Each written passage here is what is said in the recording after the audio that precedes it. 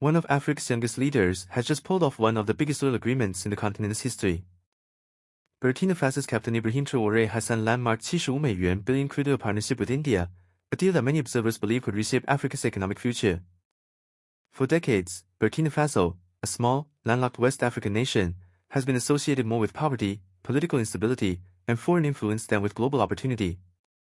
But under the leadership of Year-old President Ibrahim Traoré, the country is writing a new chapter, one centered on sovereignty, independence, and self-reliance. This agreement with India is far more than an oil contract. It represents a turning point for South-South cooperation, a model of how developing nations can collaborate on equal terms without Western dominance. Who is Ibrahim Traoré? Traoré rose to power in September 2022 at the age of just 34, becoming the youngest head of state in the world. From the outset, his message was clear: Burkina Faso must be free, independent, and self-reliant. Unlike many African leaders who continue to lean heavily on former colonial powers, Traoré has built new alliances with nations such as Russia, China, India, and regional African partners. His philosophy is rooted in Pan-Africanism and the belief that Africa should trade with partners who respect sovereignty, not exploit it. Inside the $75 billion deal, India, the world's third-largest consumer of oil, is constantly seeking reliable supply chains. Meanwhile, Burkina Faso possesses largely untapped crude oil reserves that have only recently been explored.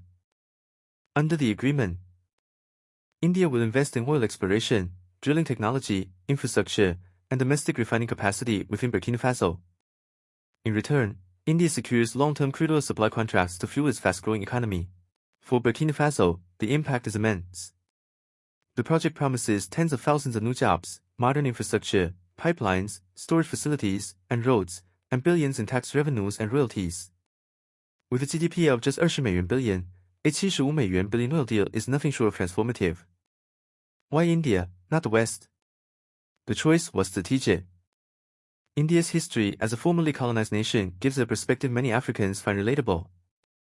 Unlike Western contracts that often carry hidden conditions, India's approach is framed as one of mutual benefit and respect for sovereignty. By partnering with India, Traoré is signaling that Burkina Faso, and Africa at large, will choose its allies based on fairness, not coercion. Opportunities and risks ahead. The deal has the potential to double or triple Burkina Faso's GDP within a decade. Deliver energy independence by ending reliance on imported fuel. Position Burkina Faso as a regional energy hub, benefiting neighbors like Mali and Niger. Reduce Western dependency, challenging the old neo-colonial resource systems. But risks remain. Western backlash, security challenges, and infrastructure hurdles could complicate progress. Traoré, however, has pledged transparency and insists that oil wealth will benefit the people directly, not enrich corrupt elite. A new era for Africa. For generations, Africa has been rich in resources yet poor in development. Leaders like Traoré are attempting to rewrite that narrative by demanding fair deals, building regional partnerships, and keeping wealth within the continent. If successful, this oil agreement could inspire a wave of similar partnerships across Africa, contracts where Africans set the terms, forge self-alliances, and build stronger regional blocs. At the heart of this story lies a vision, Pan-African unity, youth empowerment, and sovereignty.